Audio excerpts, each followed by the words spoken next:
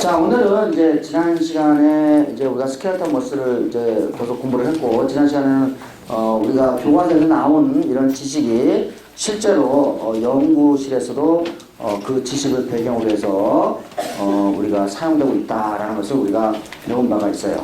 자, 여러분이 교과서에서 여러분이 지금 학부 때 배우는 지식이 실제로 실험실에서 배우고 있는, 실험실에서 새롭게 그죠 발견하고 있는 지식과 그게 크게 동떨어지지 않죠?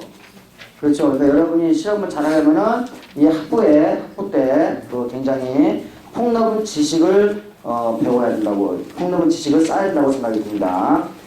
자, 우리가 스켈레톤 머슬을 계속 진행을 하죠. 자, 우리 스켈레톤 머슬은, 우리 몸속의 스켈레톤 머슬은 크게 두 가지로 나눌 수가 있어요. 두 가지로. 자, 하나는 장미란 선수가 가지고 있는 머슬, 그죠? 하나는 우리가 그 누구죠? 마라톤 선수 누구죠? 이봉주 선수가 갖고 있는 머슬 두 개를 한번 봅시다. 자, 장미란 선수가 역도를 할 때 이거를 이렇게 들 때 산소호 그 근육에서 산소 호흡을 할 만큼 산소 호흡을 할까요, 안 할까요? 안 하죠. 그러니까 장미란 선수가 지금 역도를 들 때, 어떤 무거운 물을 들 때 여기에 작동하는 근육은 그저 산소 호흡이 아닌 아마도 이제 포스포크라틴이나 혹은 글라이콜라이시스에서 제공된 그죠 ATP 에너지를 사용해가지고 근육이 작동할 거예요. 그러니까 이 근육은 색깔이 빨갛겠어요, 하얗겠어요? 빨간가? 하얗지. 왜냐하면은 자 산소 호흡이 필요 없는 거지. 우리가 호흡이 필요 없는 거지. 그죠? 글라이콜라이시스가 되니까 호흡이 필요 없으니까 핏줄이 많이 안 가도 되죠. 일단 여러분들이 생각할 수 있을 거 아니야. 옥시전이 많이 필요 없으니까 핏줄이 많이 안 가도 되니까 이 장미란 선수의 그죠? 요 근육을 보면은 아마 하얀색일 거라고 여러분이 쉽게 생각할 수가 있죠. 맞습니까? 자, 우리가 상식적으로 접근해 가자는 거야. 이봉규 선수는 그죠? 2시간 10분 동안 열심히 뛰고 있어요. 그러면 여기에 허벅지에 있는 다리에 근육에는 그죠? 이 근육은 뭐예요? 에어로빅 레스피레이션을 통해서 그죠? 산소 호흡을 통해서 지금 근육에 계속 산소가 공급이 되고 산소 호흡을 통해서 이 근육에서 ATP가 제공이 될 거예요. 그러면 이봉주 선수의 이 근육은 빨간색이겠어요? 저기 흰색이겠어요? 빨간색이죠. 왜냐하면 산소 호흡이 잘 되기 위해서는 핏줄이 잘 가야 돼요. 그죠? 자, 여러분 이와 같이 우리 근육은 크게 이와 같이 화이트 머슬과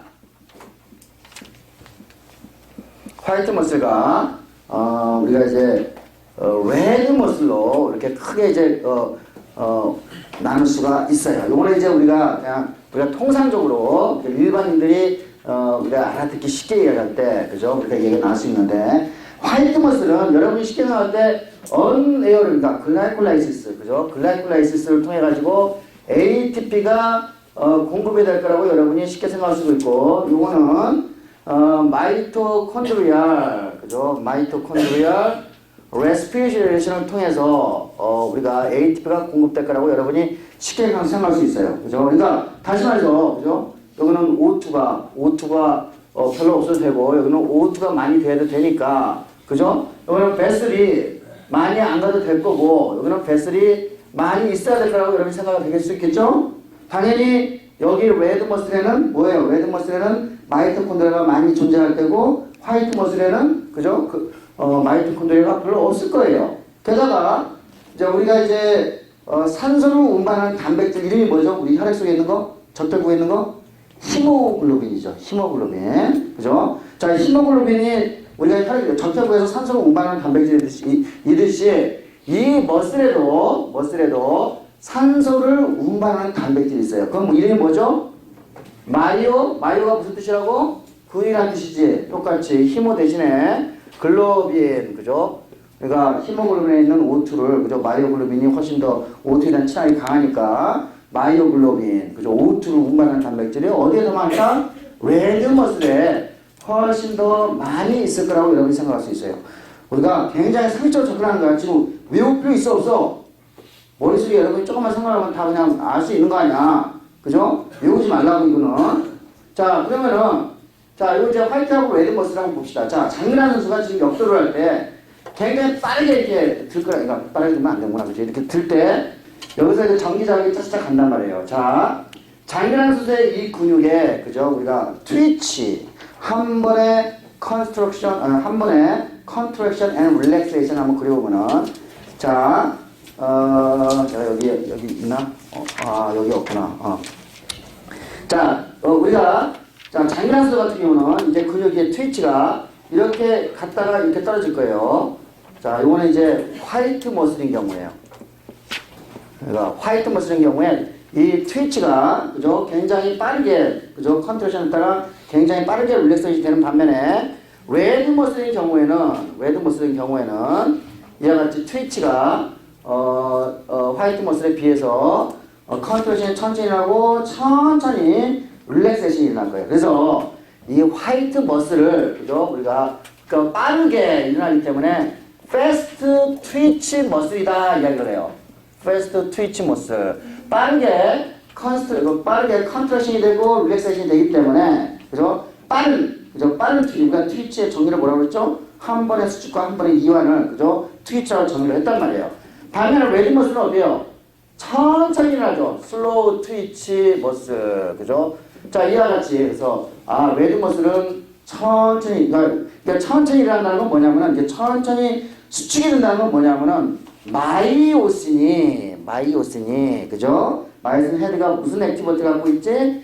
ATPase 액티버티를 갖고 있는데 자 이거는 화이트 머슬은 ATPase 액티버티가 굉장히 빠르게 일어나는 놈이야. 그죠? 빠르게 일어나고 여기는 ATP 액티버티가 좀 느리게 천천히 일어나는 하고 그 다음에 이게 이제 컨트랙션이 그죠? 우리가 빠르게 일어난다는 건 뭐냐면은 칼슘을 그죠? 우리가 인트라셀룰러 칼슘이 그죠? 우리가 농도가 높았다가 그를 굉장히 빠르게 사코플라즘 레티큘럼에 다시 되돌려야 돼. 그죠? 그러니까 아마도 사코플라즘 레티큘럼에 있는 요거 있잖아요. 칼슘 ATPase 액티버티가 굉장히 빠르게 작동한다는 것을 여러분이 알겠죠? 그 다음에 여기는 거꾸로 그죠? 여기는 느리게. 자 이와 같이 그죠? 우리가 여러분이 외울 필요 없어. 안 외워도 그냥 이게 들으니까 고개를 끄덕이면서 갈 수 있는 거잖아. 자 이와 같이 화이트 앤 레드 머슬로 구성이 돼 있어요. 요걸 조금만 더 하나만 더 추가해서 가봅시다 이제.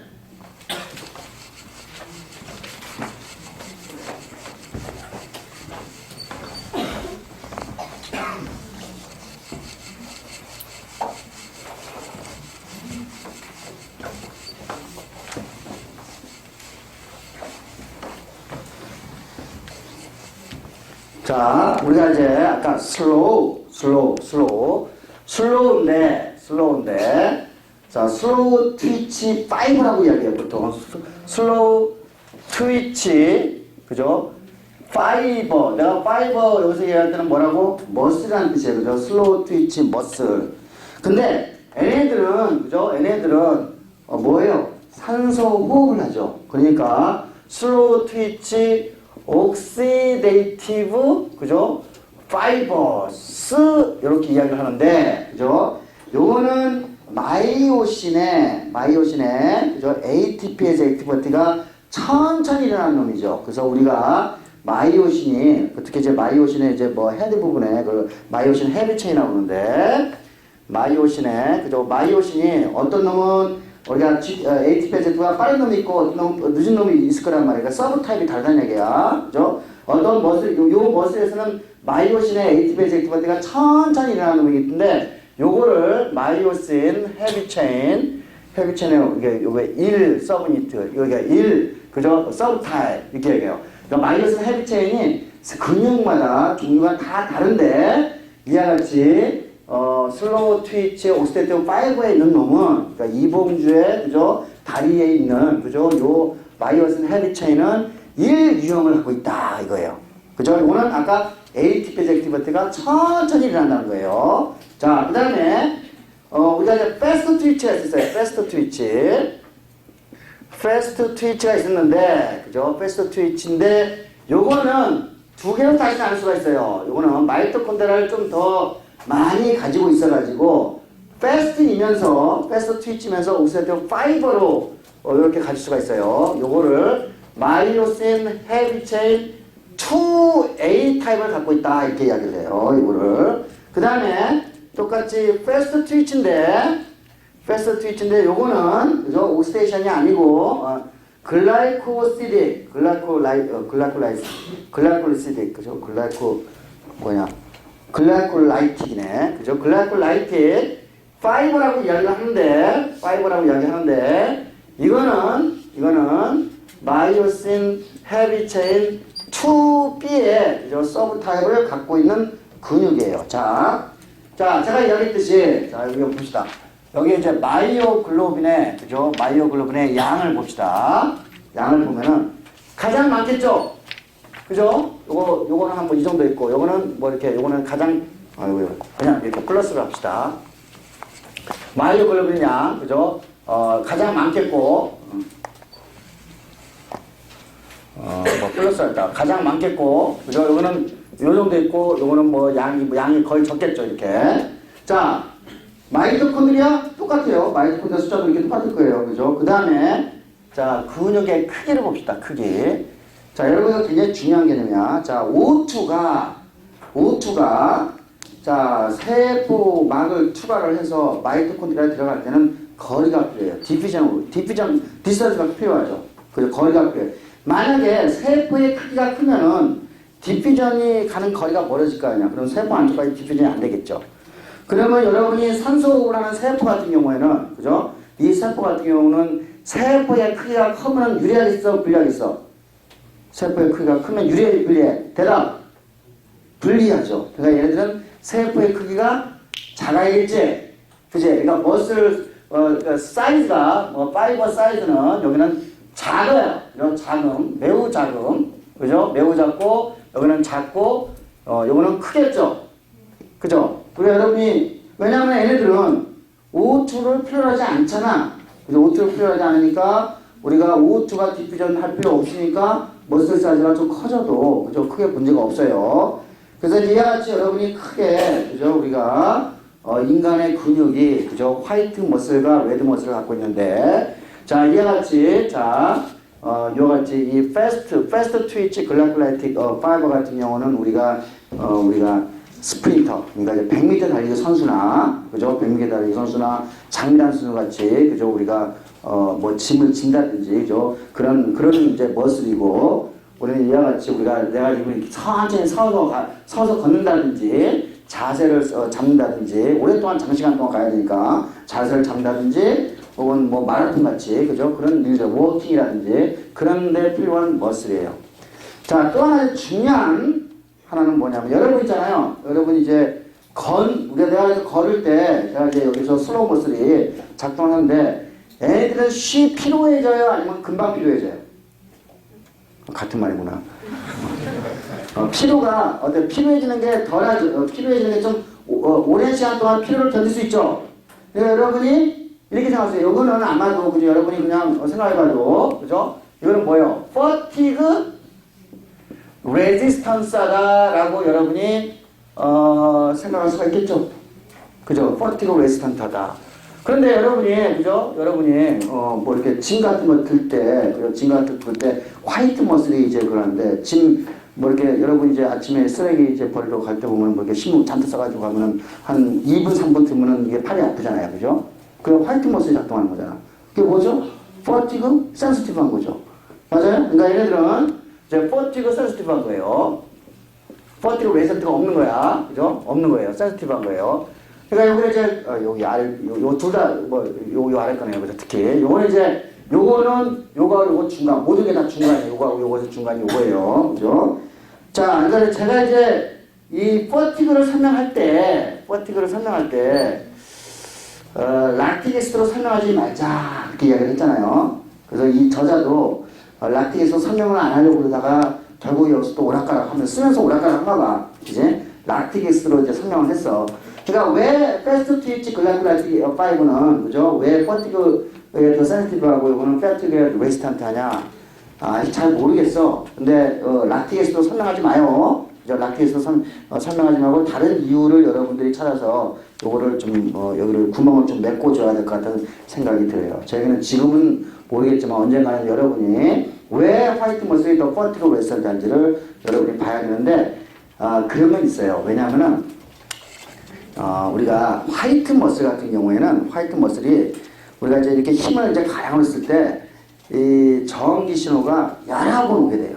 여러 번. 그러니까 슬로우 머슬 같은 경우는 전기 신호가 예를 들면 내가 이제 컨트레이션이 되면은 이제 이렇게 이렇게 하자. 아직 안 배웠는데 이거 이따가 배운 다음에 해야겠다. 자, 그래서 이와 같이 그죠? 기본적인 사실은 이제 이와 같이 되고 그림 12-2-5를 보세요. 5를 보면은 이제 제가 이야기했던 것들이 잘 정리가 돼서 나와요. 레드 머슬에는 마이토콘드리아가 많이 존재하고 그 다음에 세포의 크기가 작고 화이트 머슬에 비해서 빨갛고 그죠? 그런 것들이 다 이제 나와요. 자, 여러분이 이거 보고 그 다음에 테이블 12-2 표 424페이지에 요거는 제가 이야기했던 것을 총 정리해 준 거예요. 됐어요. 자, 그래서 우리가 화이트 머슬과 레드 머슬을 우리가 배웠어요. 자, 우리가 화이트 머슬과 레드 머슬은 어떤 사람은 선천적으로 화이트 머슬을 많이 갖고 있는 사람이 있어요. 선천적으로. 그런 경우는 장미란 수 같이 역동수술 하면 되겠죠. 어떤 사람은 선천적으로, 우리가 유전적으로 결정이 될 수도 있어요. 근데 대체적으로 우리가 연습을 통해서, 엑서사이즈를 통해서 화이트 머슬을 키울 수도 있고, 레드 머슬도 키울 수가 있어요. 이따가 다시 한번 좀 봅시다. 자, 근육이, 우리가 이제 텐션 배웠어요. 텐션. 그죠? 근육이, 마이오신 헤드와 액틴이 크로스 브릿지를 만나가지고, 그래서 미끄러지는 힘을 우리가 장력, 텐션이라고 부르는데, 12-16을 보세요. 결국은 이 텐션, 그죠? 그러니까 근육이 갖고 있는 장력이라는 이 텐션은, 그죠? 크로스 브릿지가 얼마큼 있냐에 따라서 결정이 되겠죠. 그죠? 그러니까 자, 봅시다. 제가 오른쪽 보셨다, 그래프. 자, 이게, Y좌표는 텐션을 보여주고 있고, X좌표는, 우리가 사크로미어의 길이를 보여주고 있어요. 그죠? 사크로미어의 길이가 길면 길수록, 제 오른쪽, 자, 크로스 브릿지가 있어요, 없어요? 형성이 안 되죠? 텐션이 있겠어요, 없겠어요? 텐션이 빵이죠.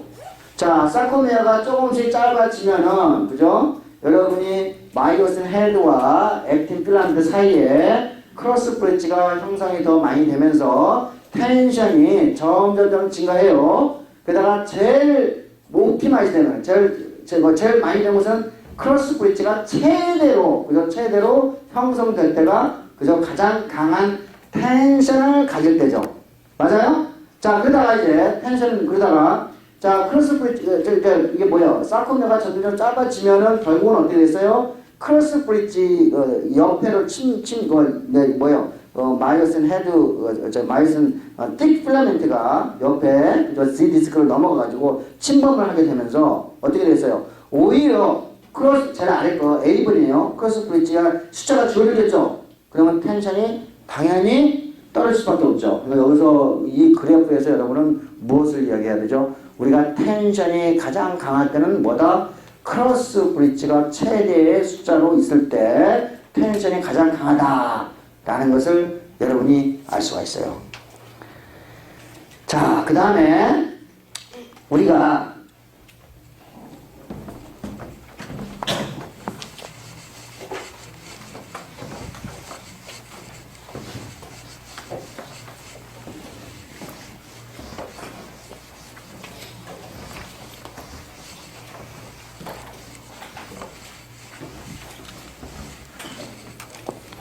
자, 우리가 이제 전기 신호, 그죠? 우리가 전기 신호가 이제 한 이렇게 2ms라고 보죠. 이렇게 오죠. 이게 이제 전기 신호, 이건 전기 신호야. 근데 이제 이 전기 신호를 받아가지고 그죠? 약간 웨이트 타임을 갖고 있고 컨트레이션, 릴렉세이션, 이게 텐션이에요, 그죠? 요거는 제가 텐션을 표현한 거고, 머슬 텐션을 표현한 거고, 요거는 뭘 표현한 거죠? 요거는 볼티지, 그죠? 밀리볼트를 표시한 거예요. 그죠? 요거는 일렉트리컬 스티뮬러스를 보여주는 거고, 그러니까 어디에서? 근육에서. 요거는 텐션을 보여준 거예요. 그죠? 그러면은, 자, 여기는 제가, 요거는 전기신호를 하나 딱 때렸어요. 그러면은 이게 때리면은 이 시간 동안 여기서 전기신호를 또 때리면 또 이렇게 텐션이 일어나겠지? 그죠? 그러니까 트위치가 일어난단 말이에요. 근데 자, 그래서 그림 12-17에 보면은 우리가 이 텐션과 텐션 사이에는 몇 밀리세컨의 그 갭이 있죠? 200ms의 그죠? 갭이 있어요. 근데 정의 신호는 요게 이제 200ms라는 밀리세컨으로 있는데 정의 신호는 그 앞에서 더 일찍 올 수 있죠. 그죠? 여기 정의 신호를 뗄 수 있어 없어요? 정의 신호가 우리가 뇌에서 명령을 뗄 수 있단 말이에요. 정의 신호를. 그죠? 그리고 때리면은 어떻게 되겠어요? 자, 이제 여기 컨텐션이 됐는데 우리가 정경 신호를 때렸다고 가정합시다. 이렇게 컨텐션이 되면은 자, 됐는데 떨어지려고 했다가 다시 떨어지는 않겠구나. 그렇지? 그냥 교과서를 봅시다. 저기 그림 12-17 B번을 보세요. B번. 여기는 이제 그러니까 200msec. 그러니까 첫 번째는 이제 200ms에서 한번 때리고 그 다음에 한 250msec 돼가지고 또 때렸죠. 이거 어떻게 돼요? 여기서 한번 때리고 자 올라갔다가 그죠? 거의 내려갈 때쯤 해가지고 여기서 때렸어요. 전기 신호를. 그러면 어떻게 됐어요? 다시 올라가겠죠. 다시 올라가는데 그죠? 여기보다 여기가 조금 더 많이 그다음 릴렉세이션이 되겠죠. 이렇게. 자 이게 뭐예요? 그러니까 여기서 때린 전기 신호하고 여기서 때린 전기 신호하고 합쳐져 가지고 더 높은 텐션을 갖게 되죠. 우리가 이거를 서메이션이라고 해요. 가중이라고 표현하겠네요. 가중. 그죠? 서메이션이 이렇게 일어나는데 그죠? 자, C번을 보면은 전기 신호가 더 촘촘하게 일어나는 과정을 보여주고 있어요. C번. 자, 더 촘촘하게 일어나게 되면은 어떻게 됐어요? 자, 이게 이제 더 촘촘하게 일어나면은 우리가 이런 식으로 이제 보게 될 거예요. 이런 식으로 나중에 이제 결국 이제 근육이 이제 피로해져가지고 그죠 이렇게 떨어지는 현상을 보게 되는데 자 이와 같이 전기전을 통증을 뒀을 때 최대한의 장력을 갖고 있을 때 상태로 우리가 테타누스라고 표현을 해요. 강축 그죠 테타누스라고 표현을 하는데 이 테타누스는 그죠 이 테타누스는 이와 같이 이 테타누스가 갈 때 여기서는 뭐예요? 이 두 개의 선과 선 사이가 마치 이렇게 부드럽게 연결이 안 되고 물결 치는 것처럼 보이죠? 그래서 이와 같은 상태를 우리가 unfused 그죠? 완전히 융합되지 않은 그죠? unfused 테타누스라고 이야기를 해요. 반면에 자 이제 D번을 보면은 정기신은 더 촘촘하게 뜨면은 그죠? 우리가 부드럽게 테타누스가 이렇게 일어날 수 있는 것을 여러분이 보게 되겠죠. 그죠? 요거는 그죠? 우리가 fused tetanus라고 이야기를 해요. 그러니까 지금 이제 우리가 장민환 선수가 이제 역도를 들 때, 그죠? 역도를 들 때, 그죠? 이 무거운 200kg을 들 때 이렇게 들 때는 뭐예요? 아마도 여러분이 뇌에서 계속 이 근육에다가 빠바바바바바 신호를 주겠죠. 그럼 fused tetanus가 되는 거예요, 그죠? fuse는 최대의 장력을, 그죠? 최대의 장력을 가지고 이렇게 가는 거예요. 그다가 이제 D번에 오른쪽에 보면은 계속 이렇게 둘 수 없잖아. 왜? 근육은 피로해지니까. 그러면 근육이 피로해지면 텐션이 떨어지는 것을 여러분이 볼 수가 있어요. 그죠? 자, 특히 이제 여러분이 근육이 언제 잘 다치냐면은 우리가 이제 무거운 물건을 들 때는 괜찮아. 들 때는 자 우리가 어떤 물건을 이렇게 들 때 우리 몸의 안쪽으로 움직이게 하는 것을 concentric contraction이라고 해요. concentric 구심선이라고 하나? concentric, 그죠? concentric, 이제 contraction이라고 하는데. 자, 반면에, 제가 이제, 물건을 이제 하고 난 다음에 다시 이제, 물건을 내려야 될 거냐? 이제 내려놓을 때, 우리 몸에서 멀어지게 되는 거죠. 우리가 그거를 eccentric이라고 해요. eccentric, 그죠? eccentric, SS가 아니라 CC다. 이거는 원심성 뭐 이렇게 하면 되겠네요. 그죠? eccentric contraction 하는데 근육이 다칠 때는 우리가 끌어당길 때 다친 것이 아니라 이와 같이 내려놓을 때 이때 근육이 손상이 많이 일어나요. 그건 잘 알겠어요. 이때는 이제 머슬 데미지가 근육이 손상이 일어나면 뭐냐면은 근육막이 파열이 되는 거야. 근육막이. 그러니까 우리가 근육을 둘러싸고 있는 커넥티브 티슈가 찢어진다든지 커넥티브 티슈가 찢어지면 근육막이 근육의 세포막 있잖아요. 세포막. 그죠? 세포막이 찢어지는 현상. 그런 것을 우리가 통증을 느끼게 되고 괴로워하는 거예요. 그게. 그래서 이와 같이 우리가 어떤 물건을 내려놓을 때, 이센트릭 컨트랙션이 일어날 때, 그죠? 우리가 근육이 이제 손상이 난다. 자, 그 다음에, 그냥 바로 갑시다. 그림 12-18을 보세요. 자, 제가 지금 머슬 파이버가, 머슬 파이버가 여기에는, 머슬 파이버 하나 있는 게 아니지. 근육세포가 수천 개, 수만 개씩 모여있죠. 이 장단 지붕에. 맞아요? 그러면은, 내 신경세포가 모터 뉴런이, 원 모터 뉴런이 원 파이버, 원 근육으로 가는 게 아니에요. 그죠? 하나의 모터 뉴런은, 그죠? 여러 개의 머슬셀, 머슬 파이버로 연결이 되겠죠? 알겠어요? 자, 우리가 그림을 직접 가봅시다. 그림 12-18을 보면은, 자, 이 보라색의 뉴런이, 머리에서 모터 뉴런이 쭉 갔어.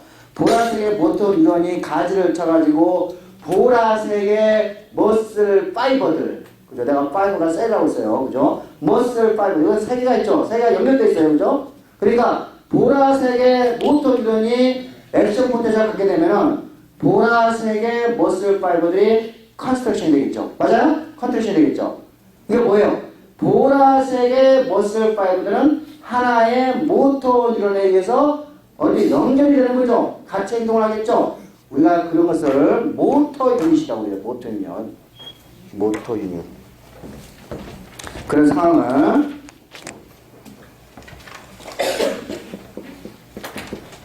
그죠? 이건 무슨 말이냐면 원 모터 뉴런에 그죠? 모터 뉴런에 여러 개, 그죠? 여러 개 머슬 파이버들과 연결되는, 그러니까 너베이션, 그러니까 근육 신경이, 그죠? 연결되는 그런 것을 우리가 모터 유닛이라고 이야기를 해요.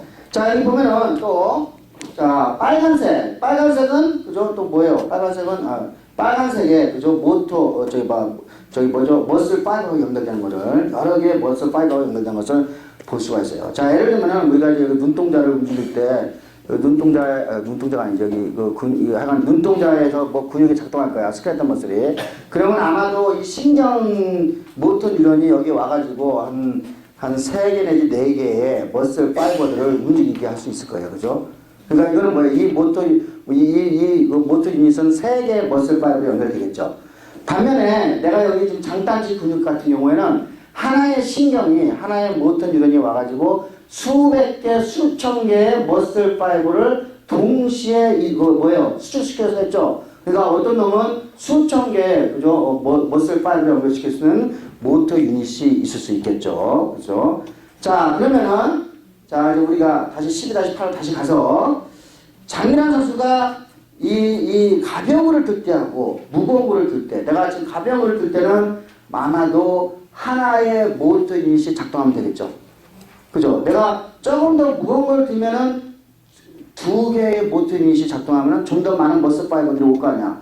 그죠? 내가 엄청나게 무거운 걸 들면은 수백 개의 모터 유닛을 작동시키면은, 그죠? 우리가 더 많은 머슬 파이버들이 작동하니까 무거운 거를 들 수가 있겠죠. 자, 이와 같이, 우리가 무거운 거를 들면 들수록, 그죠? 이와 같이 모터 유닛이 같이 이제 작동하는 것을 리크루트먼트라고 그래요. 동원이라고 이렇게 동원이라고 하는데, 자, 우리가 그림 12-18에서 여기 3개의 모터 유닛이 만약에 동시에 작동을 한다면은, 동시에 작동을 해버리면은 동시에 머슬 파이버들이 다 피로에 빠질 거예요. 그죠? 그러면 어떻게 되겠어요? 우리가 어떤 물건을 계속 못 들겠지. 근데 자, 이게 우리가 빨간 거하고 파란 거, 이번엔 빨간 거 파란 거를 먼저 해가지고 이거를 이제 가동을 시켜. 그래서 리크루트 시켜. 그 다음에 다른 거 뭐죠? 보라색을 쉬고 있어요, 지금. 그 다음에 쉬고 있는 보라색하고 빨간 거 해. 그러면은, 파란색이 쉴 수 있죠. 그죠? 그러니까 뭐예요? 돌아가면서 모터 유닛이 작동을 할 때, 모든 모터 유닛이 다 리크루트만 되는 것이 아니라, 어떤 놈은 잠깐 쉬고 있어. 그지? 그래가지고, 우리가 한 10개 중에 한 5개가 이제 동원이 돼가지고, 한 6개가 동원이 돼가지고 이렇게 가고 있다가, 그죠? 우리가 또 이제 쉬고 있는 놈을 또 시간이 지나면 쉬고 있는 놈을 이번에 하고, 이렇게 열심히 일하는, 그죠? 그런 모터 유닛은 쉬게 하고, 그죠? 그렇게 하면 어떻게 됐어요? 우리가 에이싱크로너스하게,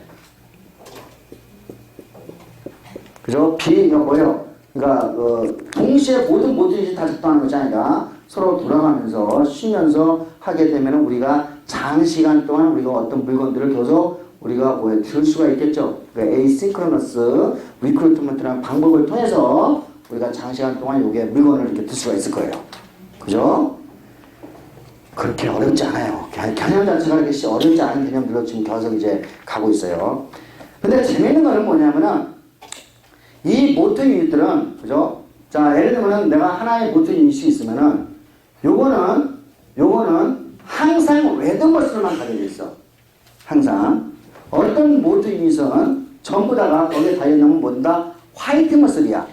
그죠? 그러니까 모터 유닛은, 그러니까 결국 뭐예요? 화이트 머슬과 레드 머슬가 이게 결정되는 거는 모터 뉴런에 의해서 결정이 되는 거예요. 사실은 이제 모터 뉴런이 어떤 머슬의 디벨롭먼트 과정에서 머슬하고 연결이 될 때 모터 뉴런에서 뭐가 나와가지고 그루트 팩터라든지 뭐가 나와가지고 이 근육을 슬로우 머슬이나 레드 머슬이나 화이트 머슬로 결정지게 만들어요.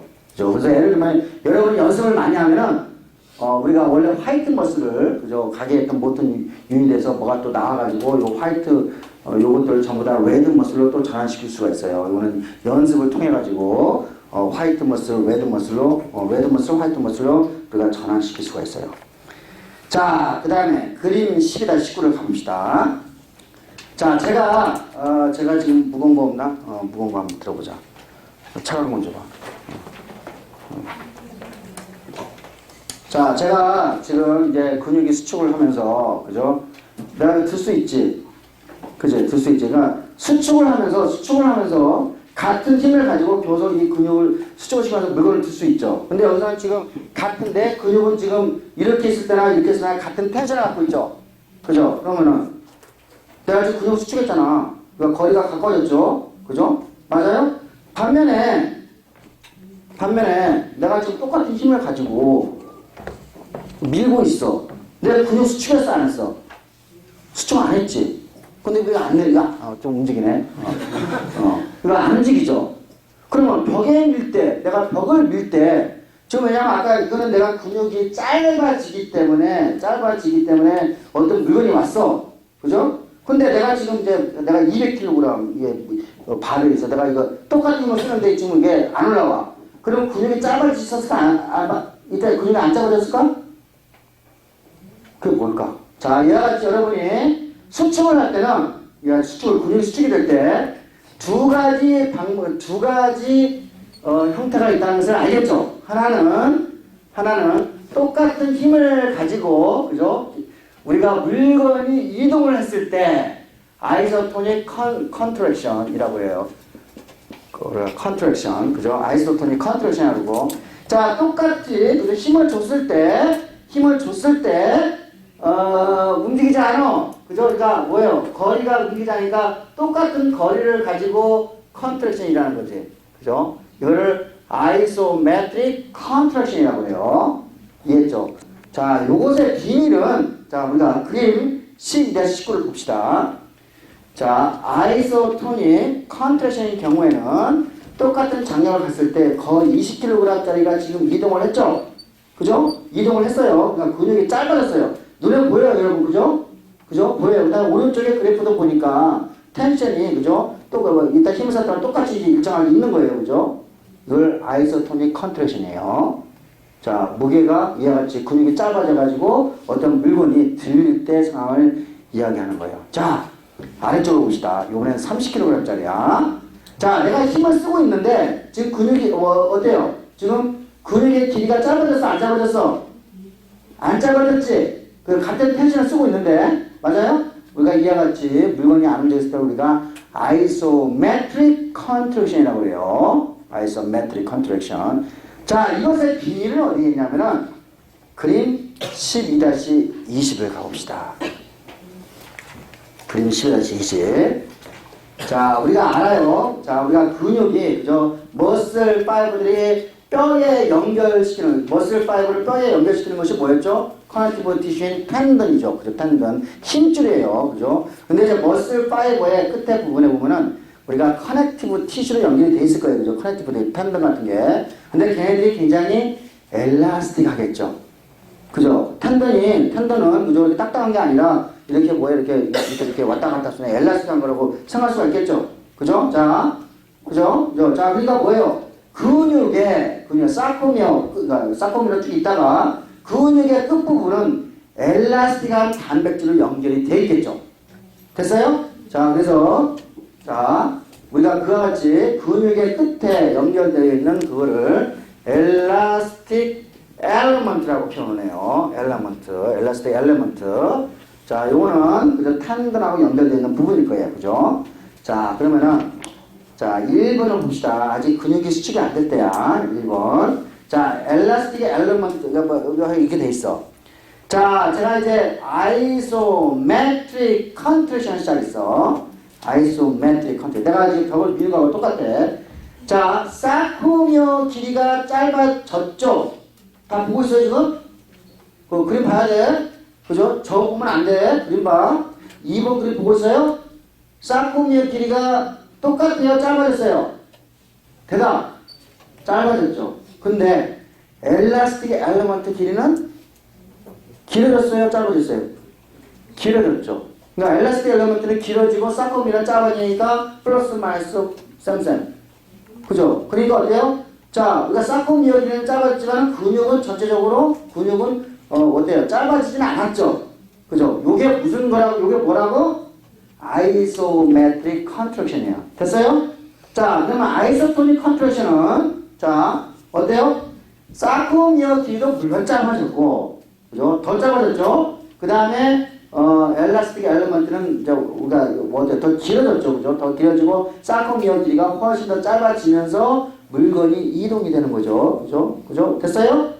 그죠? 그래서 이와 같이 우리가 아이소토닉 컨트랙션과 아이소메트릭 컨트랙션은 결국은 그죠? 우리가 뭘로 설명할 수가 있다? 엘라스틱 엘리먼트의 존재를 가지고 설명할 수 있다. 자, 그 다음에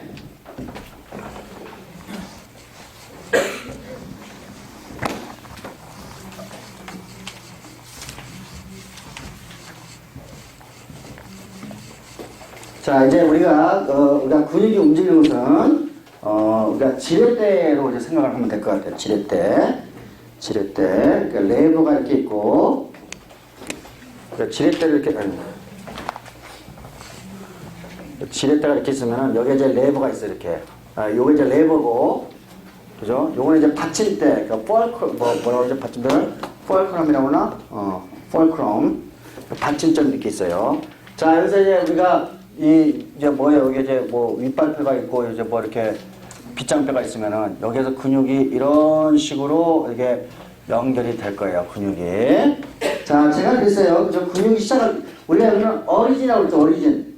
그죠? 여기는 뭐라고 그랬지? 인서션이라고 그랬지. 삽입점. 그죠? 자, 여기서 우리가 보통 여기 그림 이 12-21에 보시면은 A번에 보면은 그죠? 우리가 이 받침점과 요 사이의 거리가 보통 이제 5cm 정도 떨어졌다고 가정을 하는 거야. 5cm. 자, 제가 이제 이게 팔이야. 이게 팔의 뼈야. 이게 너무 길다. 그래서 이게 팔의 뼈예요. 이렇게 해가지고 이제 손이 이렇게 있어. 그래서 제가 여기 지금 이 손이 여기 무게가 2kg이야. 자, 2kg의 무게 중심은 어디에 있지? 15cm예요. 여기서부터 여기 받침점에서까지 15cm야. 그러면 이제 이게 무게중심이 요만큼 떨어지는 힘이 그죠? 여기서 어떻게 하면 2 곱하기 15cm 하고 그 다음에 이게 이제 수축되는 힘하고 똑같을 거 아니야. 그러면은 5 곱하기 실제로 근육이 쓰는 힘, 그죠? x를 계산하면은 x는 얼마가 나오나요? 5 곱하기 5 이렇게 15하고 3, 50에서 6kg, 그죠? 이렇게 계산이 빠지게 돼요. 그죠? 자, 그러면은 자 똑같이 어떤 사람 같은 이제 여기에 5cm가 떨어지는데 어떤 사람 같은 경우에 여기에 이게 인서션이 조금 더 멀리 있어. 그러니까 우리가 6cm로 갖다 봅시다. 6cm. 그러면은 요거 똑같이 2 곱하기 15고 6cm니까 6 곱하기 x네. 그죠? 그러면 x는 6에 2 곱하기 15니까 그러면 3하고 4, 3, 12. 자, 4kg 맞아요? 계산 맞나? 2, 3은 6. 그죠? 4. 5다 5, 그지? 5kg이야. 자, 똑같은 무게를 들고 있는데, 그죠? 여기 인서션이, 그죠? 받침점으로부터 가까이 있는 게, 그러니까 더 멀면 멀수록 무게를 더 잘 들 수 있어, 없어? 더 무거운 거를 더 들 수가 있겠죠. 맞아요? 더 무거운 걸 들 수 있어요. 그러니까, 제가 예를 들면 장난수 같은 경우에는, 해부는 안 하겠지만은, 그죠? 정상적인 사람은, 예를 들면 이게 인서션 사이트가 여기인데, 장난수 같은 경우는 아마도 멀리 있으면 더 무거운 거를 더 잘 들겠죠? 맞아요? 더 잘 들겠죠? 근데, 자, 요거 이제 문제는 뭐냐면은, 자, 우리가 또 하나 계산해 봅시다. 그 저기 C번부터 한번 C번 한번 계산해 봅시다. 바벨을 들었을 때 이게 팔의 길이가 25cm야, 그죠? 그리고 바벨이 얼마야? 바벨이 7kg이야. 그러면 이게 우리가 인사선이 5cm 떨어져 있다 그러면 5 곱하기 x, 그죠? x는 이렇게 이제 계산을 할 수 있어. 5, 25, 7, 그죠? 그러면 5, 15 해가지고 5, 7, 35. 35kg만큼 힘이 들어야지 우리가 바벨 7kg을 들 수 있어요. 그러니까 이걸 계산은, 그죠? 여기 A, B, C를 통해서 여러분이 금방 다 계산이 다 빠져요. 근데 제가 지금 여기서 이제 하나 이야기합시다. 자, 이와 같이 인서션이, 그죠? 받침점으로부터 인서션이 멀면 멀수록 우리가 더 무거운 거를 들 수 있어요. 큰 장점이에요. 하지만, 자, 우리가, 예를 들면은, 우리가 이제 받침자에 있을 때, 요게 이제 1cm, 근육이 1cm 움직였을 때, 1cm 움직이면 우리가 어떻게 해야 되나? 요렇게 가야 될 거야. 그죠? 그러니까 요만큼 움직일 거야. 그죠? 1cm 움직이면은. 요게 예를 들어 10cm라고 봅시다. 10cm. 그러니까 이제 우리가 근육이 1cm 움직였을 때, 이게 10cm만큼 이렇게 움직일 수 있어. 근데, 여기서, 그죠? 요게 멀어져.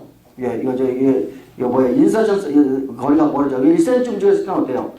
움직이는 게, 그죠? 그러니까, 우리가 인서션이, 그죠? 우리가 받침자에 가까운 가면서 더 잘 움직일 수 있어요. 더 먼 거리를 이동할 수 있죠. 더 빠르게, 더 먼 거리로. 반면에 인서션이 더 멀면 멀수록 조금밖에 못 움직이죠. 그죠? 자, 그러니까 우리가 뭘 의미하냐면, 자, 무거운 거를 잘 드는 거예요. 그러니까 인서션이 받침점으로부터 멀어지면은 무거운 거는 더 잘 들 수 있어요. 그죠? 하지만 속도는 이게 움직일 때 속도는 떨어질 수 있어요. 그죠? 속도는 떨어질 수 있어요. 그러니까 하나는 장점이 있고 하나는 단점이 생기는 것을 여러분이 이 인서션, 그죠? 우리가 인서션이 어디에 붙느냐에 따라서 달라지는 것을 여러분이 볼 수가 있어요. 그림 12-23에 보면은 요거는 이 정도로 놔두자. 이거는 굳이. 자, 그래서 이와 같이 우리가 근육이 힘을 받을 때 이게 어디에 이제 붙느냐 굉장히 중요하다는 것을 알 수가 있어요. 자, 우리가 근육은 여러 가지 근육 질환을 가지고 있어요. 우리가 사람은 여러분 혹시 기억나는지 모르겠지만은 우리 희대의 사기꾼 황우석 박사 기억나요? 여러분이 고등학교 때였나? 예, 그 희대의 사기꾼이에요, 그 사람. 예. 근데 여전히 그 사기꾼인데 여전히 텔레비전에 나오더라고. 예. 자, 그래서 어쨌든 이 희대의 사기꾼이 이제 그 줄기세포, 근데 줄기세포 나는 아닌데 왜 이렇게 우리나라 정부가 이렇게 아직 우리나라 줄기세포 수준이, 그러니까 우리나라 다른 사이언스는 기능이 다 이렇게 많이 올라가는데 그 줄기세포 하는 사람들이 좀 이렇게 좋은 과학자들이 많이 안 몰려 있어요. 그러니까 우리가 황우석 같은 사기꾼들이 한번 당해서 그런지 그러니까 좋은 과학자들이 줄기세포 분야에 가가지고, 그죠? 하면은 굉장히 우리가 빠르게 줄기세포, 그러니까 세계적인 어떤 그런 이렇게 추세를 따라갈 수 있고, 그 다음에 장악을 할 수가 있는데, 아직까지는 제 입장에서는 줄기세포 하는 사람들이, 좋은 과학자들이 많이 없어요, 지금. 예, 그래서 여러 가지 문제를 갖고 있는데, 근데 요번에 이제 큰 돈을 들여가지고 좋은 과학자들한테 연구비를 줘서 줄기세포를 이제 올라가게 하겠다. 그 얘기는 뭐냐면 지금까지 좋은 과학자한테는 줄기세포 과제를 줬다 안 줬다? 안 줬다는 얘기예요. 지금까지는. 그러니까 줄기세포는 좀 우리가 좀 더디하고 있어요, 우리나라가. 그러니까 남이 거 따라가기 지금 바빠. 황우성은 좀 다 뻥이고. 근데 어쨌든 황우성이 그때 뭘 써먹었냐면은 근육병 환자를 데려놓고, 근육병 환자가 뭐냐면 이제 근육이 겨서 이제 퇴화가 되는 거야. 퇴화가 되면은 한 20살 정도 되면 이제 호흡을 못해서 죽는 질환이에요. 그걸 이제 팔아먹어가지고 뭐 줄기세포 가지고 근육을 재생시키겠다. 지금까지 그런 적은 아직 성공한 적도 없고, 아직도 갈 길이 좀 멀어요. 근데 이제 근육병이 굉장히 상당히 많아요. 예를 들면은,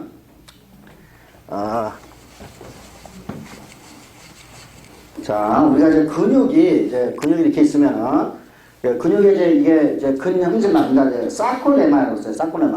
사콜레마가 이렇게 있으면은, 사콜레마는 여기 이제 세포 바깥쪽에 엑스트라셀룰러 매트릭스하고 연결이 돼야 돼.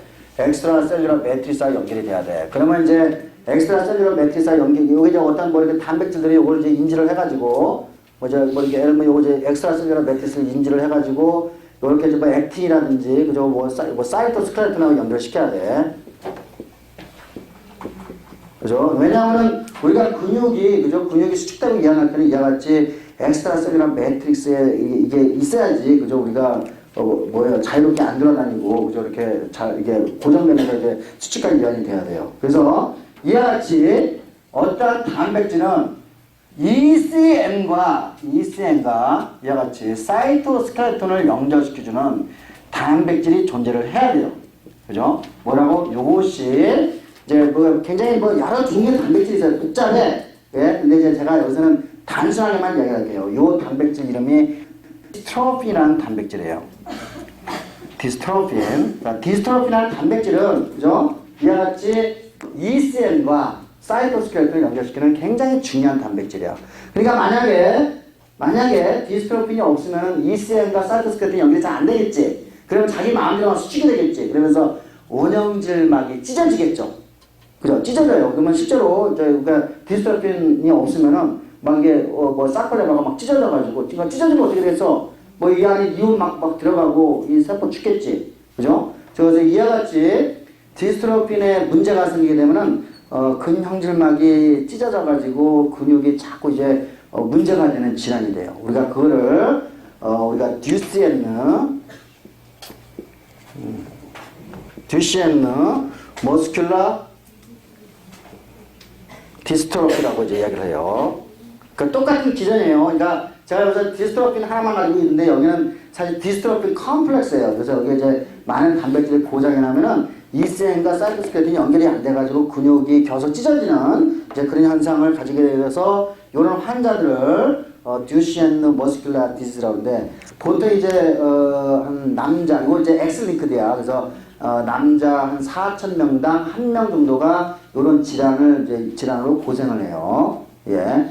자, 요거를 이제 고치려면은, 그죠? 요거는 왜냐하면 디스트로핀이 돌연변이가 일어나거나 디스트로핀이 제대로 작동을 못해서 생기는 유전병이에요. 유전병. 그러니까 이제 요거를 고치려면은 정상적인 디스트로핀 유전자를 갖고 있는 줄기세포를 껴놓으면 되는데, 우리가 방법이 없죠. 그 줄기세포 우리 몸속에 들어가면은 남의 거잖아. 그 거부 일어나잖아. 그죠?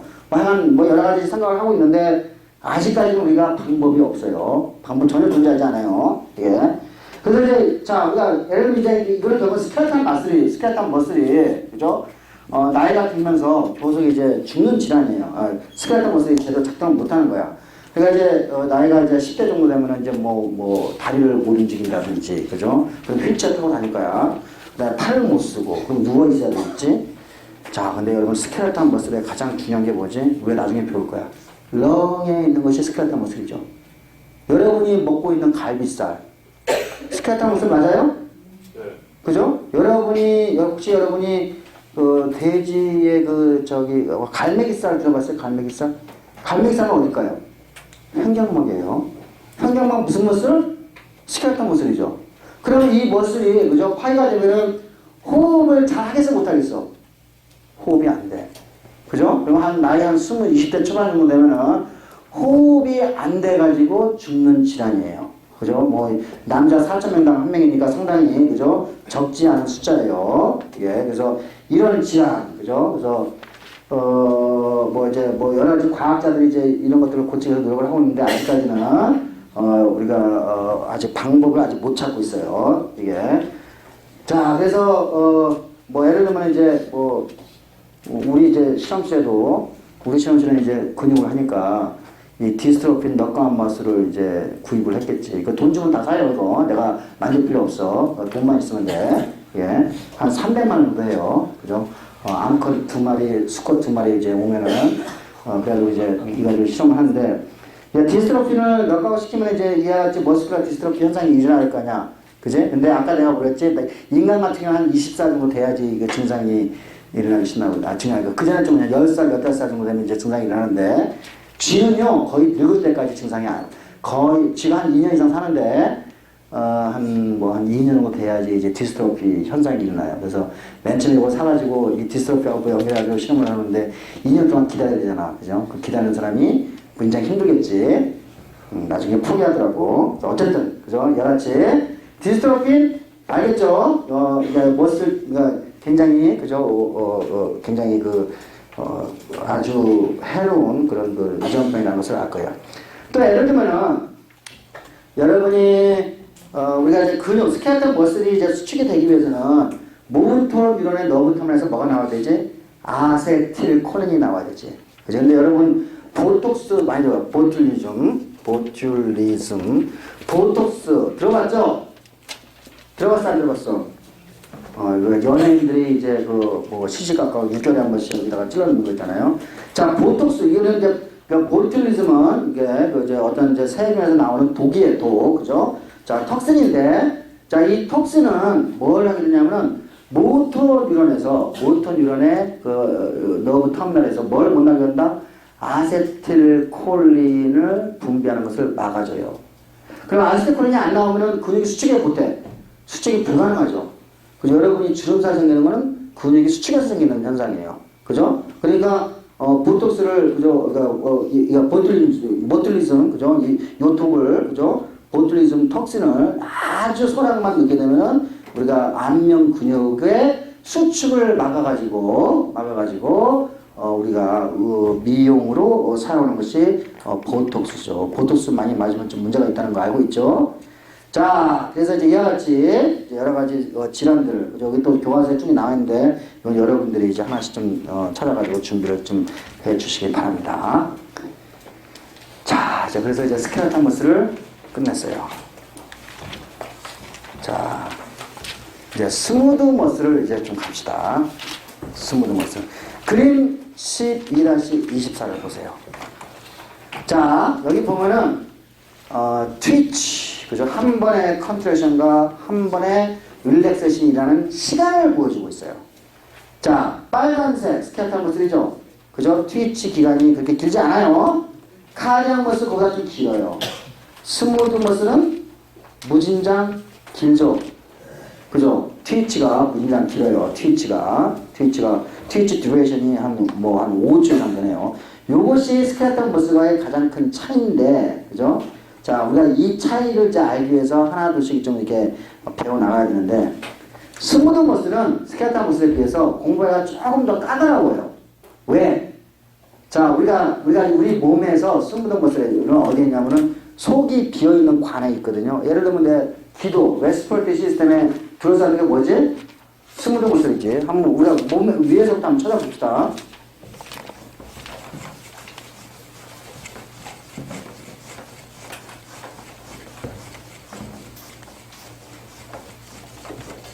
스무드 머슬이 어디 있는지 봐요. 그죠? 자, 레스피레이터리 시스템. 또 어디 있겠나? 그죠? 게스트로 시스템, 게스트로 인테스티널 시스템, 게스트로 인테스티널이라고 하나? 인테스티널 게스트로 하나? 인테스티널 맞네. 게스트로 인테스티널. 그러니까 여러분이, 그죠? 위에 존재하는 근육이 스켈레톤 머슬이야? 스무드 머슬이야? 스무드 머슬이죠? 그죠? 그 다음에 또 뭐가 있겠나? 유리너리 시스템. 그죠? 우리가 유리너리. 그 다음에 베스큘라. 그죠? 우리가, 혈관에 있는 베스큘라. 그 다음에 리프로덕티브. 자궁, 그죠? 리프로덕티브. 그죠? 시스템. 자궁이라든지, 우리가 남자의 정자가 나오는 길. 그죠? 리프로덕티브 시스템. 그 다음에 여기 이제 눈에도 이제 살짝 있어요. 오큘라 시스템이라고 있어요. 오큘라. 눈에도. 자, 이런 것들은 전부 다 속이 비어있는 관을, 그죠? 주변을 둘러싸고 있는 것이 스무드 머슬이에요. 근데 얘네들이 작용이 다 다르기 때문에 어떤 대표 선수를 뽑기가 쉽지 않아요. 게다가 이 스무드 머슬은 직접 그림을 봅시다. 12-27을 보세요. 하여간 액틴 필라멘트하고 마이오신이 가는데 배열이 지그재그, 그러니까 그물망 같이 가고 있어요. 지금 액틴 필라멘트가. 그러니까 뭐예요? 그러니까 우리가 스카터 머슬은 일자로, 그죠? 우리가 나란히 가기 때문에 우리가 어떤 컨트랙션 같은 거를 이렇게 공부하기가 편한데, 얘네들은 어때요? 지그재그로 가기 때문에, 그죠? 한번 컨트랙션 되면은 뭐예요? 구형으로 변하죠, 세포가. 그러니까 힘을 또 측정하기가 굉장히 까다로워요. 힘을 측정하기가. 그래서 힘을 잴 수 있는, 텐션을 잴 수 있는 방법이 그렇게 많이 존재하지는 않아요. 이게. 그러니까 굉장히 다양하고, 그죠? 다양하고, 그 다음에, 또 뭐가 있겠나. 뭐 이렇게, 우리가 힘을 측정하는 방법도 별로 없고, 그 다음에 스켈레톤 머슬은 유일하게, 그죠? 모터 뉴런을 통해서, 그죠? 모터 뉴런을 통해서 우리가 일렉트리컬 스티뮬러스를 통해서 우리가 수축이 되는데, 스무드 머슬은, 자, 우리가 예를 들면, 소화가 안 되면 우리가 뭐죠? 심파틱 뉴런, 그죠? 패라심파틱 뉴런, 그죠? 스무드 머슬은 그것에서 결정이 되죠? 그러니까 뉴런이 직접 와서 결정하죠? 그 다음에 아드리날 호르몬이 있으면 또 소화가 안 될 거 아니야? 그러니까 아드리날 호르몬, 그러니까 어떤 호르몬에 의해서, 혹은 뉴로트랜스미터에 의해서, 호르몬에 의해서, 그 다음에 옆에 나오는 여러 가지 페라크라인, 그죠? 페라크라인 어떤, 그런 것에 의해서. 그러니까 뭐예요? 스무드 머슬을 움직이게 하는 것들은 너무 다양한 거야. 한번 다시 한번 생각해 볼게요. 그죠? 자, 뉴런, 첫 번째.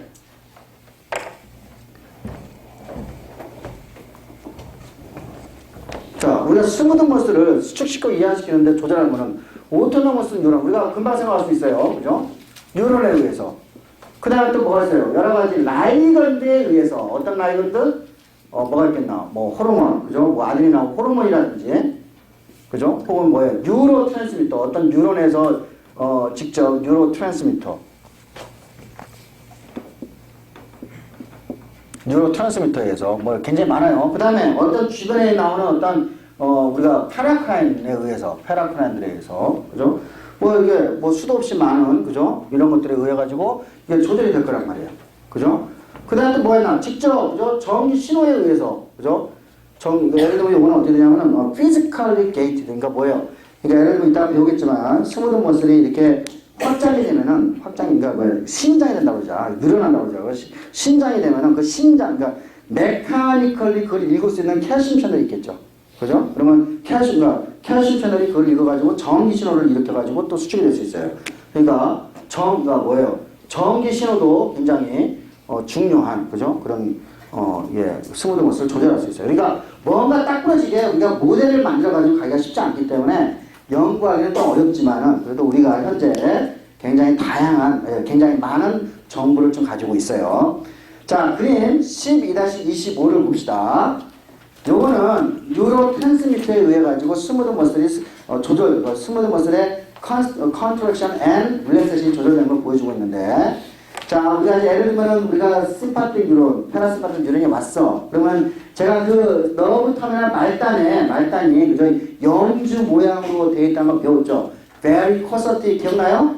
그죠? 베리코서티, 그죠? 염주 모양 해가지고 거기서 어때요? 전기신호가 오게 되면은 거기서 뉴로트랜스미터가 넓은 지역에 거쳐가지고 한 방에 빵 나오게 되죠. 그죠? 근데 이 뉴로트랜스미터가 나오는데, 그죠? 나와가지고 그러면 여기서 아마 볼티지 게이트드 소듐 채널이 열거나 새로운 이온 새로운 그죠? 전기신호가 시작이 되든 하는 여러 가지 방법으로 이게 예를 들면 노르에피네프린이면은 그죠? 우리가 근육이 수축이 될 수 있고 이완이 될 수 있고 여러 가지 방법이 있는데, 이 근육세포들을 가만히 들여다보니까 근육세포와 근육세포가 서로 갭정선을 통해서 연결이 되어 있죠. 보여요? 그죠? 서로 연결이 되어 있어요. 그러니까 이건 뭐예요?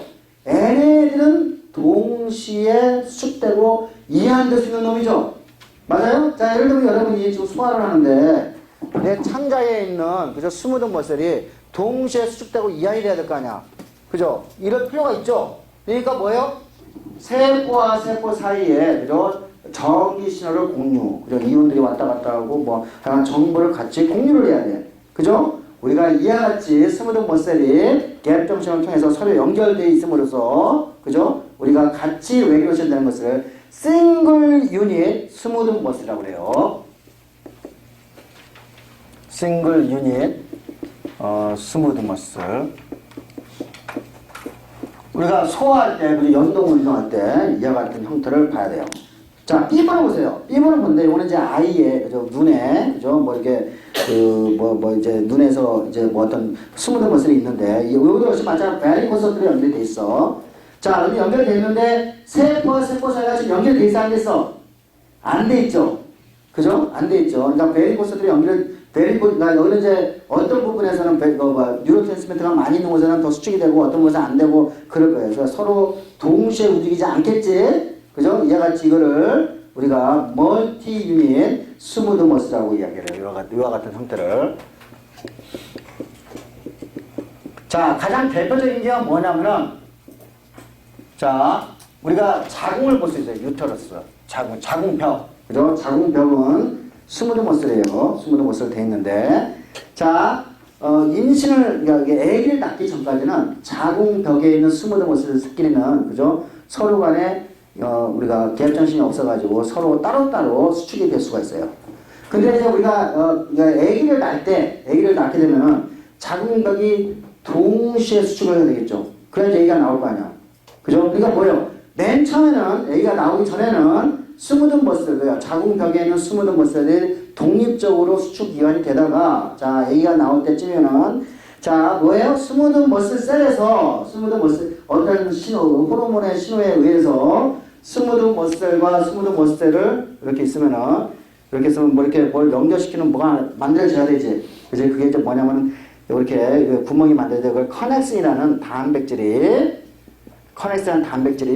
이제 베이비 델리버리 할 때쯤은 그죠? 어떤 호르몬의 영향에 의해서 스무드 머슬에다가 커넥슨이라는 단백질을 만들게 되고 그러면 커넥션한 단백질은 이와 같이 갭 정신을 만들게 되고 그래서 모든 자궁벽에 있는 스무드 머슬이 어떻게 서로 정기적으로 연결이 되고 그래서 동시에 수축되고 이완돼 가지고 그러니까 뭐예요? 다시 말해서 멀티 유닛 스무드 머슬에서 커넥션에 의해서 뭐가 된다?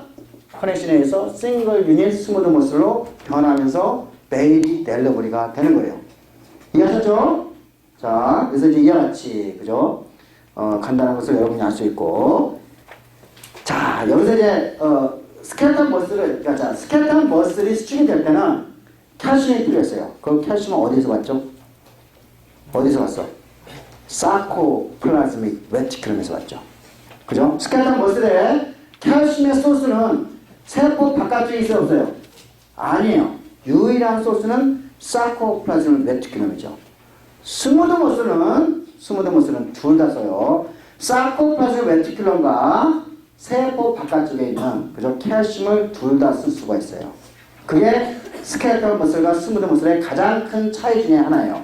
특히 그림 17-26을 보세요. 자, 스무드 머슬의 원형지막 사콜레마를 들여다보면 자, 여러분이 사콜레마에 이렇게 들어가 있는 거 동물같이 생긴 거 보여요, 안 보여요? 보여요, 안 보여요? 안 보여? 보이지? 그지? 요거는 자, 이게 동물같이 그죠? 들어가 있는 게 보여요. 그죠? 원형지막 밑에. 자, 요거를 우리가 뭐라고 하냐면은 케이브가 뭐지? 동굴이잖아, 동굴. 그 작은 동굴. 그게 우리가 운율을 맞추기 위해서 올이라고 쓰는 거예요. 케이브 올이라고 이야기를 해요. 자, 우리가 지난 시간에 리피드 레프트 배웠어요, 안 배웠어요? 이렇게 대답이 없어. 배웠죠? 리피드 레프트에 여기 딱딱해요. 딱딱한데 여기 리피드 레프트에 케이브 올린 그죠? 이거 케이브 올린 and 요즘은 알아. 케빈이라는 단백질하고 같이 작동을 하게 되면은 자, 이게 이제 리피드 레프트가 요 자리가 리피드 레프트 자리라고 해요. 그러면 여기에 케이브 올린하고 케빈이라는 단백질이 오게 되면은 이게 어떻게 되냐면은 이와 같이 단백질이 바깥쪽에 이렇게 둘러싸면서 단백질이 이제 이렇게 둘러싸요. 이렇게 둘러싸면서 이와 같은 구조를 만들어내요. 여러분이 클레틴 배웠죠? 클레틴. 그죠? 클레틴은 어디서 배웠지? 여러분이 리셉터 미디에이티드 엔도사이토시스 할 때 클레틴이 이와 같이 멤브레인을 그 함입, 그죠? 우리가 인베지네이션 시켰듯이, 그죠? 우리가 리피드 래프트에 캐리올린과 케빈이 달라붙게 되면 이와 같이 케이브 올리가 형성이 돼요. 케이브 올리가. 이놈만은 어떤 역할을 하냐? 여기에 칼슘을 많이 포함하고 있다라고 생각을 하고 있어요. 이렇게, 여기에 임시적으로. 예. 그래서 보통 우리가 세포 바깥쪽에서 칼슘이 올 때는 캐리올리에서 온다라는 것이 잘 알려져 있어요. 이해하셨죠? 케이브올리. 그래서 제가 얘기했잖아요. 포스터를 할 때, 그죠? 내가 케이브올리를 공부하러 갔다고 그랬잖아요. 리피드 래프트에 특히 이제 캐리올린하고 케빈, 그죠? 이거 특히 이제 이번 최근에 내가 케빈이라는 걸 뭘 해가지고 좀 뭐 논문 하나 쓰고 있는데, 그래서 이 캐리올리, 칼슘, 세포 바깥쪽에 칼슘이 세포 안으로 들어올 때 케이브올리를 통해서 들어온다. 그래서 그림 12-26이 그거를 보여주고 있어요. 자, 그래서 칼슘은 자, 다시 해봅시다. 스켈레톤 머슬의 칼슘 소스는 이따가 다시 보겠지만은 스켈레톤 머슬, 그죠? 여기다 카디아 하나 써놓을게요. 카디아. 그 다음에 스무드 머슬이 있으면은 칼슘 소스. 소스는 무조건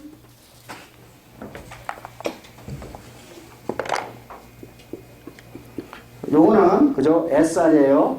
그죠? 요거는 SR 플러스 뭐라고? 엑스트라셀룰라 칼슘. 그죠? 엑스트라셀룰라 세포판. 그죠? 요것도 똑같이 카디아 머슬도 카디아 스무드 머슬도 SR과 세포막이에요. 요거는 카디아는 나중에 합시다. 요거는 나중에 하고 헷갈리니까. 자, 요거는 SR과 세포막의 소스다. 이거 굉장히 있다 보면 굉장히 중요한 차이를 볼 수가 있어요. 자, 그러면 이제 스무드 머슬이 어떻게 컨터션이 되는지 아마도 이거는 스켈레탈 머슬하고 비슷하게 작동할 거라고 여러분이 생각할 수 있어요. 그죠? 우리가 스켈레탈 머슬에서 전기 신호가 오게 되고 그러면 칼슘이 세포 안에 많아지게 되고 칼슘에 의해 가지고 마이오신 헤드하고 그죠? 액틴하고 크로스 브릿지가 형성이 되고 그래서 이제 수치를 형성하는데 자, 3은 달라요. 그림 12-27을 보세요. 첫 번째, 구조부터 달라요. 자, 액틴 필라멘트가 있는데 얘는 그죠? 그물망으로 퍼져 있어요. 그물망으로 퍼져 있는 거 보이죠? 그리고 이 액틴 필라멘트가 사코넴하고 결합하는 장소. 우리가 그거를 뭐라고 써있죠? 덴스 바디. 그죠? 덴스 바디에 있는 곳에서 액틴 필라멘트가 시작을 하고, 그죠? 요거를 이제, 여기서 이제 액틴 필라멘트, 마이오신 아직 안 보였지만, 여기서 이제 액틴 필라멘트가 이렇게 컨트레이션이 되면은, 그죠? 되었어요. 오른쪽에 컨트레이션이 되면 구형 모양으로 된다고 아까 가르쳐 줬어요.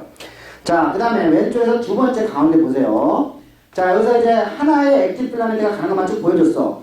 자, 어디에요? 이렇게 사다리처럼 올라가, 액틴 필라멘트가. 근데 보라색에 마이오신이 지금 존재하고 있지? 그지? 보이고 있어요? 자, 제일 오른쪽 보세요. 제일 오른쪽 아래. 그죠? 보면은, 액틴 필라멘트에, 그죠? 보라색의 마이오신 띡 필라멘트가 있는데, 이거는 굉장히 짧죠? 그죠? 스켈레톤 머슬은 길었단 말이야. 그죠? 그리고 거기는 마이오신 헤드가 다 차있지 않았단 말이야. 그죠? 근데 이건 뭐예요?